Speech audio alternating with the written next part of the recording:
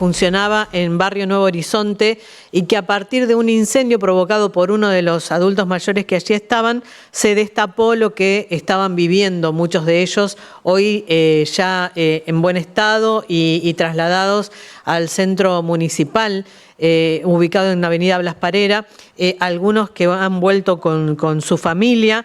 Pero que desnudó un gran problema que se está registrando en la ciudad de Santa Fe. Así que nos metemos en la nota de la mañana.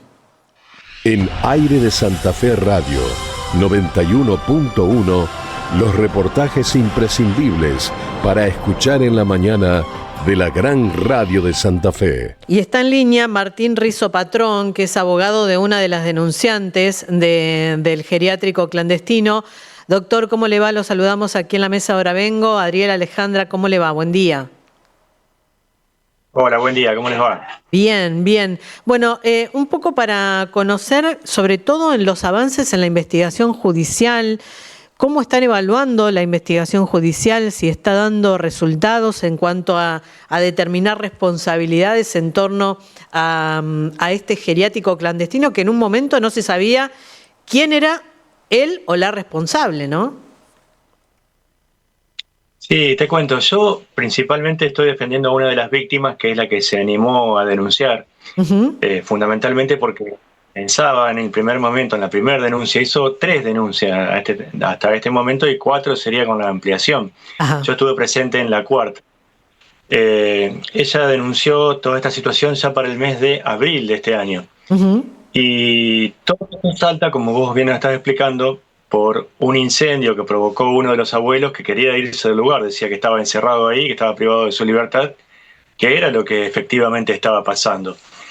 Esta chica, que tiene apenas 20 años de edad, se animó a denunciar contra lo que ella entiende que es todo un sistema que había, tanto para captar como para acoger personas y aprovecharse económicamente de ellas. Y en definitiva, o sea, todo esto en una situación de vulnerabilidad que tenían, porque qué personas más vulnerables que estas personas de la tercera edad, que muchas no están conscientes, y muchas que, por lo que pudimos ver, se las dejaba menos conscientes todavía con medicación, medicación que no estaba ordenada.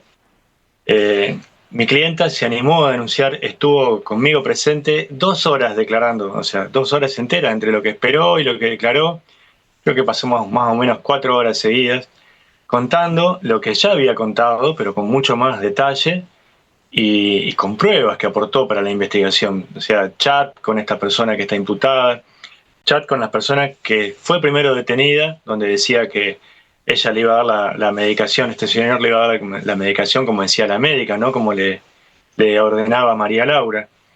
O sea, todas estas situaciones ya fueron denunciadas. ¿Y qué pasó? Bueno, por el momento, nada. Por el momento, ni siquiera podemos presentarnos como querellantes porque no hay ni siquiera imputación por estas denuncias contra esta señora Milia Gamboa.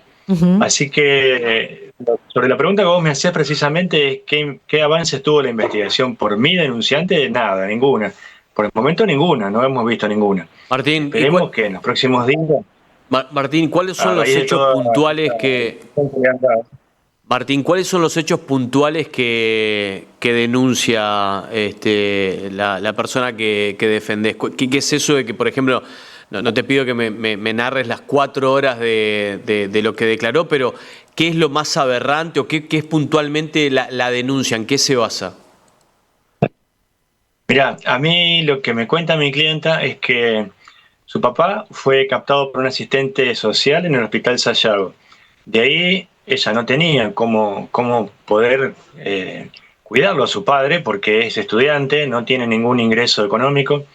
Vive con su mamá, que actualmente vive con otra pareja distinta, que siempre la estuvo ayudando también en lo que podía, pero claro, por supuesto, tampoco se lo podía llevar a la casa de la madre, que en realidad tampoco es la casa de la madre, vive con otra pareja. Así que lo que hizo ella es llevarlo hasta un geriátrico. El primer día que fue a verlo, dice que ella lo sintió como que estaba tan mal que no podía ni siquiera reconocerlo. No tenemos un diagnóstico al respecto, pero hay algo que pasó ahí entre medio y ella se volvió sumamente mal. Después de ese día, la llaman a la noche de que lo habían internado en el hospital Cuyen. con un episodio, según dice ella, de una enfermedad. Para mí ahí hubo otra cosa, no sé qué será, pero justamente el primer día que llega lo vio tan mal y tan deteriorado que termina internado. En esa internación lo dejan tirado en la guardia y no dicen quién lo lleva. O sea, normalmente no se puede hacer eso, dejar a una persona ahí que nadie le pregunte cómo es que llegó hasta ahí. Lo único que dejaron fue el teléfono de la mamá. Ella aportó una grabación de una llamada que hizo con la asistente social de la municipalidad, con la jefa de asistentes sociales, donde le dice, pero lo llevaste vos al hospital. O sea, mi clienta tiene 20 años, en ese momento quedó choqueada, se fue a dormir porque no aguantaba más la situación, apagó su teléfono y se encuentra con que la jefa le dice que la había llevado ella a su papá, ni enterado, ella lo dejó en un lugar para que lo cuiden y alguien lo llevó ahí, posiblemente con miedo de que se muera. No sé si por esa enfermedad, si porque se pasaron de medicación, pero eso es terrible. A partir de ahí empezó su calvario. Le pidieron que le deje la tarjeta de cobro y la clave del PIN y el documento de identidad de su papá. Le pidieron eso porque si no le iba a salir el doble de lo que le estaban pidiendo, que era no solamente su pensión, sino que una suma igual que ella de ninguna manera la tenía, porque no le parecía justo que pagara adelantado un servicio de esa manera, porque le estaban quitando el dinero y ella ya no lo podía sacar a otro lado. Para el mes de abril entiende que ya tiene otro lugar donde le aceptaban esa pensión, que era muy poco, eran 400.000 pesos. Con esa plata podía sacar a su papá. Entonces denuncia la tarjeta como robada y lo trata de sacar, pero instantáneamente cuando depositan el dinero, la señora María Laura Emilia saca esa plata y no tiene la posibilidad de poder llevarlo. O sea que un mes más queda en abandono de persona, no por ella, sino por la persona que no lo cuidaba, que no le daban de comer. O sea, eso lo pudieron ver cuando ustedes fueron con sus propios móviles, Sí. ¿no? La situación que estaban esas personas mayores. Así que un mes más tuvo que ir, le pidió que le devuelva por favor el dinero, que ya tenía otro lugar donde llevarlo. Y ¿sabés qué le contestó María Laura? Le dijo, bueno, denunciame, si no te gusta, denunciame. Y ella fue a denunciarla, obviamente, al Centro Territorial de Denuncia. Y esta señora Miriam Gamboa dice que sí, que había retirado el dinero, pero que ya le había devuelto, aunque sea la mitad, le había devuelto a mi clienta. Cosa que no es cierto, es mentira. Nunca presentó ningún recibo ni nada. Obviamente que no le devolvió la plata y tuvo que quedar un mes más en esa situación de abandono su papá. Toda esa situación constituye no solamente una privación de la libertad para las personas que estaban adentro, que está aprobada porque ustedes fueron y dijeron a mí no me dejan salir de acá, vieron el candado, todo, sino que además muestra claramente la estafa, que es retirar ese dinero para un servicio que no prestaban y que tampoco se lo quiere devolver un mes adelantado cuando ella lo podía sacar.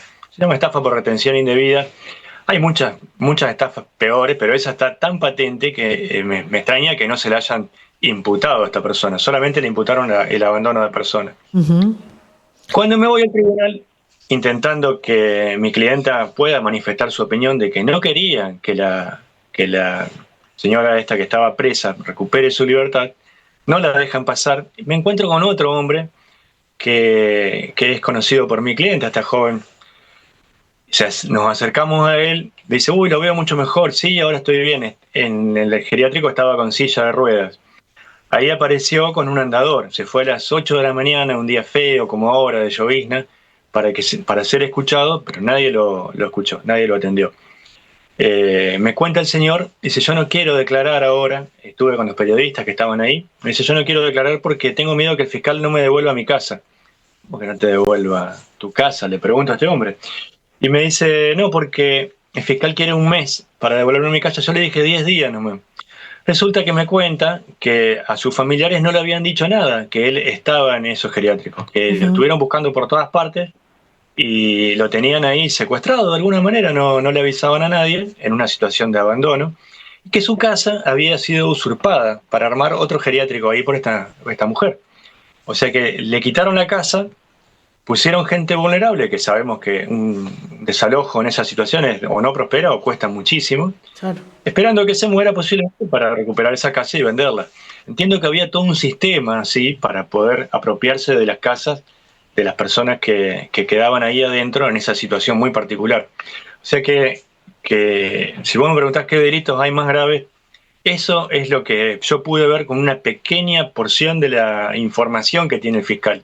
Porque esa persona me dijo que ya declaró, que tomaron declaración. O sea que está quedando al descubierto una situación gravísima que de alguna manera vemos que no prospera, no sé por qué.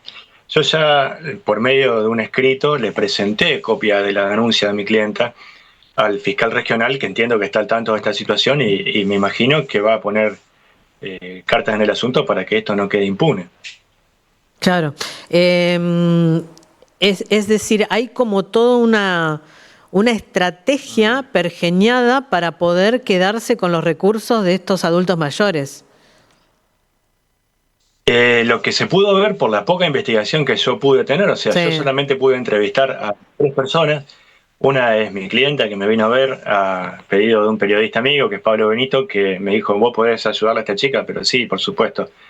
No solamente por ella, porque su papá ya está bien, está en un geriátrico en buenas condiciones, habilitado, por moverse por todos lados, consiguió que le den PAMI y está con obra social y todo. Pero ella lo hizo por la gente que quedó ahí adentro, que le dejaba las cartitas pidiendo ayuda, que se contacte con sus familiares que vivían en otras ciudades. Con 20 años y sin recursos económicos es poco lo que pudo hacer, pero se animó por lo menos a enfrentar a todos en una situación. Y tampoco es cuestión de dejarla sola a ella, y tampoco es cuestión de uno como persona, como abogado, como alguna vez quiso ser fiscal, permitir este tipo de cosas por comodidad, quizás por no denunciar. Yo no tengo ninguna cuestión personal ni contra el intendente, ni contra ninguna de las personas que figuran en esta investigación, pero lo que como persona, como ciudadano, no puedo dejar que esto siga pasando en la ciudad y no hacer nada al respecto. ¿Vos creés, en función de esta investigación y de todos los elementos que están reuniendo, que hay más personas involucradas? Digo, porque estamos hablando de la responsable, del empleado que quedó en libertad ahora, pero que también está siendo investigado, y da la sensación de que hay asistentes sociales que podrían tener vinculación porque son los que los llevaban, digamos, que captaban a los adultos mayores en los hospitales para llevarlos a este geriátrico. Sí, eso lo denunció mi clienta y queda a la luz claramente, no solamente por lo que me dijo ella, porque ella pudo ver un rato cuando entraba a visitar a su papá, que apenas la dejaron pasar, y que fue quien hizo estos videos que están circulando ahora en la placa que ustedes están mostrando, Sí. quien tuvo el valor de hacer todo esto. Sino también una trabajadora que estaba de alguna manera en una situación muy precaria en cuanto a su economía, o sea, gente toda en vulnerabilidad que les ofrecían, incluso ella contó en una entrevista, el viernes en una entrevista que hizo en otro medio, de que le ofrecieron una casa para cuidar ancianos ahí. Claro. Y ella le comentó a otros compañeros que no lo haga porque después la iban a denunciar por usurpación porque ya había pasado con varios. O sea que evidentemente no es la primera vez que pasa. Y yo me entero de casualidad, como te digo, en el subsuelo del tribunal cuando voy con mi clienta a tratar de que la escuchen. Martín, lo vamos a seguir al tema, obviamente desde el minuto cero empezamos con este recorrido periodístico y vamos a seguirlo, así que te agradecemos mucho el contacto, ¿eh? No, gracias a ustedes. Si no fuera por la difusión que le están dando, esto quedaría en la nada. Un abrazo grande. Chau, chau. Un abrazo para ustedes también. Martín Rizo Patrón, abogado de una de las denunciantes desde abril, que ya venía marcando lo que estaba sucediendo en el Centro Territorial de Denuncias. Se quedaban con las tarjetas. Se quedaba con las tarjetas, ¿no? Con el PIN. La insalubridad también. Sí, sí. Hasta un inmueble, hasta una casa en juego, ¿no? Sí, es que por los testimonios que se van sabiendo y se van recolectando, evidentemente había un modus operandi de quedarse con todo, ¿no? Claro, primero de captación. De cómo llegaban ahí. Sí. Después, una vez que llegaban ahí, esto de la cobranza, porque eran personas que necesitaban de un lugar y que no tenían los recursos propios como para poder estar en otro lado, entonces se apropiaban de lo poco que tenían, que era esto de las tarjetas o de la jubilación o de la mínima, y se quedaban y les cobraban, pues se quedaban hasta con el DNI de las personas. Sí. Y después, si tenían algún inmueble, se apropiaban también para generar de la misma manera esta red de hogares clandestinos para continuar con esta misma modalidad de seguir estafando a estas personas. No solamente estafar, sino que privarle la libertad. Sí, totalmente. Te quedaba con el documento, con la jubilación. Terrible, ¿no? Sigue la investigación. Obviamente hay una persona que está imputada, que es la que figuraba como responsable del geriátrico clandestino, y mucho todavía me parece que todavía no conocemos. Hay que determinar si hubo o no asistentes sociales que están o estuvieron involucradas en este tipo de maniobras. Mucho todavía por descubrir. 6 minutos pasan de las 11 de la mañana.